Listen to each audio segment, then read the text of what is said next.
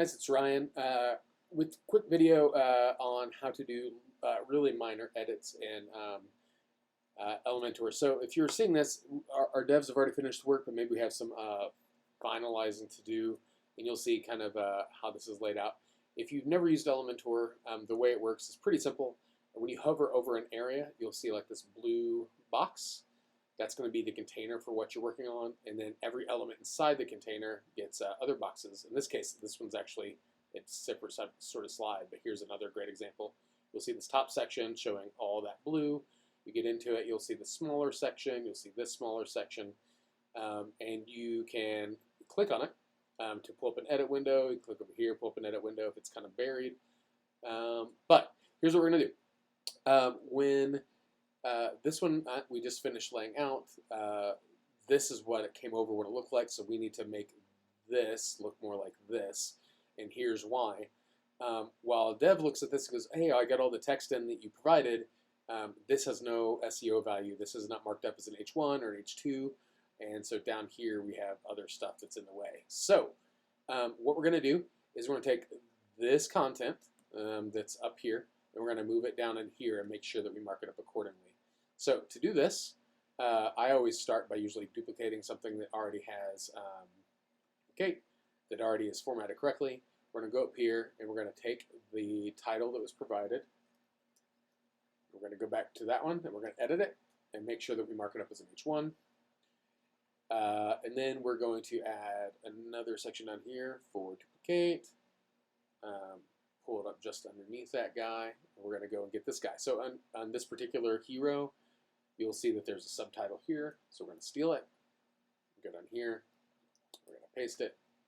And then here's another thing. So if you notice, the href didn't pull up for the phone number, so we're just going to, real quick, copy that,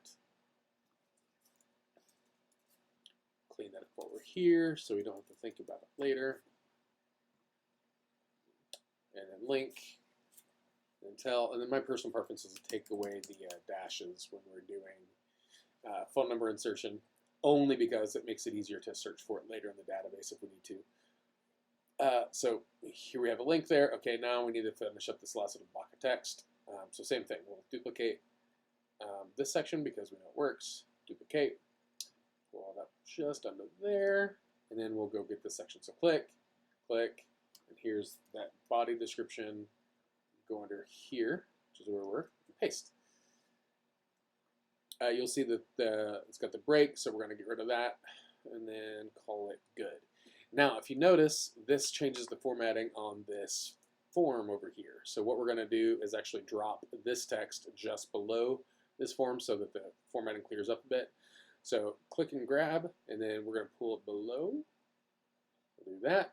Click and grab, we're going to pull it just below, and click and drag, we're going to pull it, oops, come on, we're going to go just below. So that way this form resizes a little bit better, and then we just continued this block of text down below.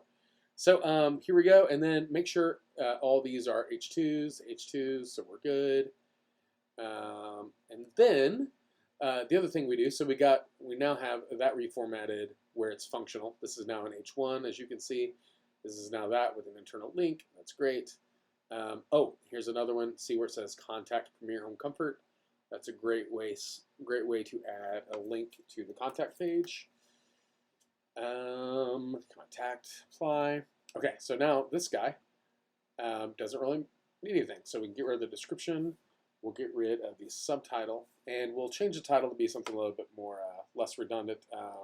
So we'll say Annandale's HVAC Pros, we'll just say that. And then, so I don't like how the button is right next to that right away, so we're just going to add a little bit of margin on the button. Active button, and then top, let's make it a padding, I'm sorry. Where am I looking? Oh, here we go, margin 10. And then it puts that space back. So just like that. The other thing we need to do is just make sure that all of our CTAs are consistent. So if you notice, this has bold text, but if I go down here, I notice that this one's not. So the easiest way, in my opinion, to do this is to fix it in one spot, like schedule service now. I'm going to copy, and I'm going to go over here back to the Annandale page, and I'm going to paste style, which will make it bold. And then I'm still going to do schedule service now. So make sure that all the links work, all of the CTAs are consistent. And yeah, so when possible, like create internal links to the appropriate section just for SEO value. So here you can see a link to our coupons, but that's how basically we do it. And now this one now looks more like this guy.